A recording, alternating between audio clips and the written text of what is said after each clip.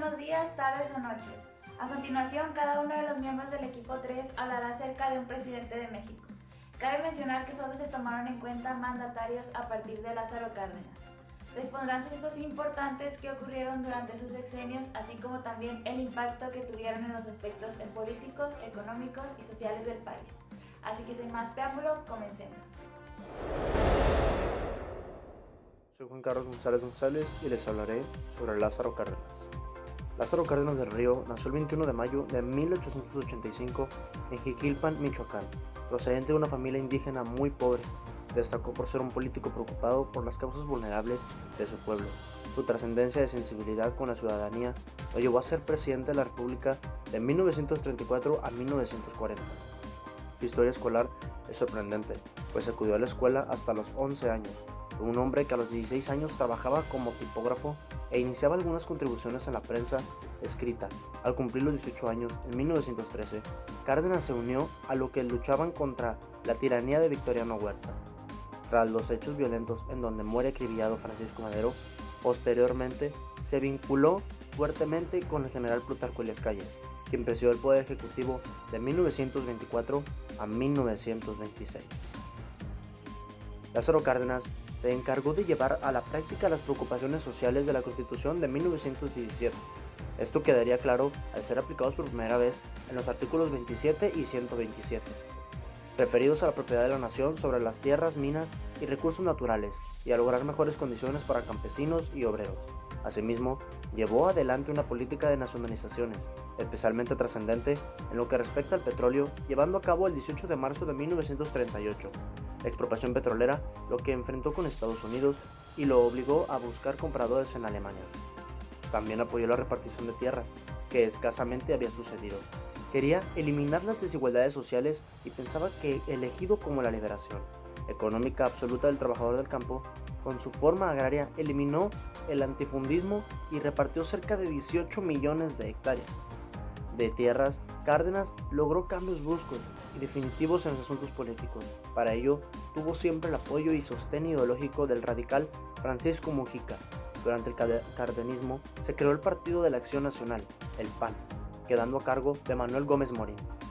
Lázaro Cárdenas llevó a cabo profundas reformas en la educación, implementó la educación socialista, técnica y nocturna para trabajadores, creó el Instituto Politécnico Nacional, el Instituto Nacional de Antropología e Historia y el Colegio de México. Transformó el Castillo de Chapultepec en Museo Nacional de Historia, trasladando para ello la Casa Presidencial a Los Pinos.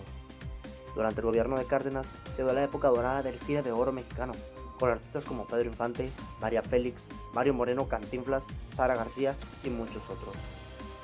El cardenismo dio pruebas de tolerancia y capacidad de pluralidad al aceptar a Trotsky como refugiado político. En la lucha contra el fascismo de aquella época se recibió a los refugiados republicanos españoles que, perdida la guerra civil en 1939, huían del régimen de Franco.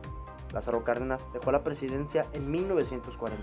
Posteriormente, enfermó de cáncer y murió en la Ciudad de México el 19 de octubre de 1970. Buen día, mi nombre es Grecia Alejandra Ramírez Vega y yo les voy a hablar sobre el sexenio de Luis Echeverría.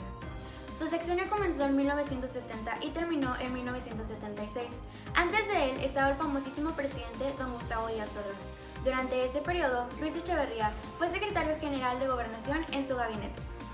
Luis Echeverría nació el 17 de enero de 1922. Actualmente cuenta con 98 años de edad y es distinguido por ser el ex jefe de la nación mexicana más longevo de la historia. Es conocido por ser responsable de grandes sucesos que marcaron a México en esa época. Fue responsable de la seguridad nacional durante la matanza de Tlatelolco. Se le atribuye también una segunda represión estudiantil el día 10 de junio de 1971, conocida como el Halconazo, con un saldo de 17 muertos. Además, fue responsable de la Guerra Sucia, en la cual gran cantidad de personas fueron torturadas y desaparecidas. En su gestión económica, México creció un 6.1%. Durante su mandato, se dio la primera crisis económica desde el Milagro Mexicano. Además, provocó la escasez del petróleo. En la parte social, repartió alrededor de 16 millones de tierras a los campesinos y creó Infonavit, Instituto Mexicano en la que los trabajadores adquieren un crédito para poder obtener su vivienda. Estos estos fueron algunos de los aspectos más importantes que enmarcaron el sexenio de Luis Echeverría. Muchas gracias. Hola, yo soy Carolina de Pau Garza y hoy les voy a hablar sobre José López Portillo. José Guillermo López Portillo y Pacheco fue un abogado y político mexicano, elegido presidente de los Estados Unidos mexicanos para el sexenio de 1976 a 1982. En su periodo sucedieron hechos como la concertación, la petrolización de la economía y la ampliación de la reforma política inicial para democratizar al país, la primera visita del Papa Juan Pablo II y, en apenas un par de años, el más alto crecimiento económico nacional en su historia, seguido de una grave caída, la primera en la segunda mitad del siglo XX, debido a una política monetarista y una presunta dilapidación de los recursos públicos provenientes principalmente de los excedentes del petróleo. En materia económica, su administración se caracterizó, sobre todo después de la primera mitad, por tomar decisiones arbitrarias y financieramente ineptas, que detonaron la crisis más severa en la historia de México desde la época revolucionaria, no solo repitiendo, sino aumentando los errores del periodo echeverrista.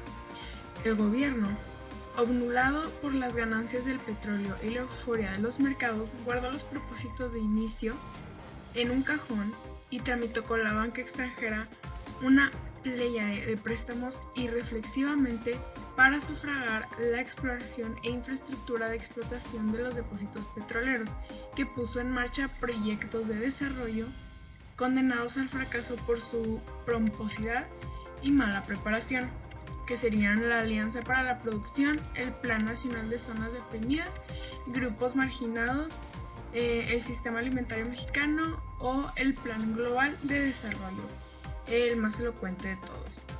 Y fomentó una obesa burocracia al crear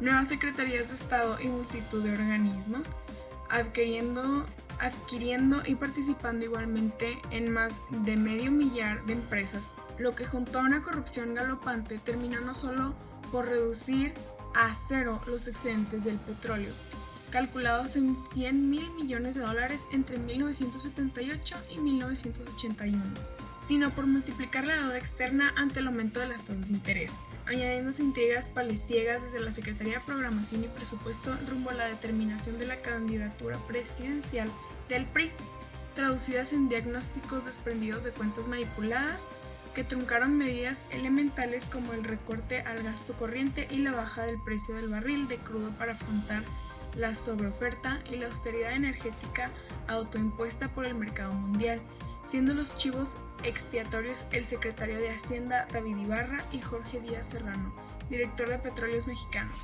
Pemex, y un amigo más de los años mozos del mandatario en el primer nivel del servicio público, ambos serios aspirantes al Ejecutivo. El desastre económico afectó en cuanto a la política porque el gobierno tuvo una época increíble, gloriosa, de muy buena economía, y luego cayó, y eso hizo ver al gobierno muy mal, muy mal. Socialmente afectó a todas las familias mexicanas que se quedaron sin empleo, sin dinero, pues algo parecido a una crisis económica. Y económicamente, pues obviamente afectó en que, pues al llamarse desastre económico, la economía simplemente bajó y pues una crisis fue lo que sucedió. Soy Melanie Chávez y voy a hablar acerca de Carlos Salinas de Gortari. Carlos nació en 1948 y creció en el seno de una familia adinerada.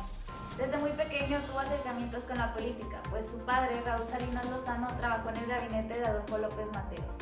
Carlos siempre aspiró a llegar a la presidencia y lo consiguió porque supo relacionarse con las personas indicadas. Fue así como en 1982 se convirtió en el secretario de Programación y Presupuesto del presidente Miguel de la Madrid, y más tarde este le cedería su lugar en el poder. Salinas fue elegido presidente en 1988, luego de una de las contiendas electorales más competidas de la historia de México. Este triunfo se vio envuelto en la polémica, pues se cree que hubo fraude electoral, ya que luego de una misteriosa caída en el sistema, los votos para Salinas superaron a los de su adversario, Cuauhtémoc Cárdenas. Además, estos nunca se contaron por completo. A pesar de que en su sexenio ocurrieron muchos sucesos que impactaron la historia de México moderno, considero que el más importante fue la firma del Tratado de Libre Comercio entre México, Estados Unidos y Canadá. Gracias a esto, el país mejoró su relación con los vecinos del norte, logró abrir su economía a uno de los mercados más grandes del mundo, se renegoció la deuda externa, se obtuvo el reconocimiento internacional e incluso se llegó a pensar que México estaba a punto de convertirse en un país de primer mundo. Mi nombre es Diego Alejandro Rodríguez Valdés y les voy a hablar sobre Vicente Fox Quesada. Vicente Fox Quesada fue un presidente de México y su sexenio duró desde el año 2000 al 2006.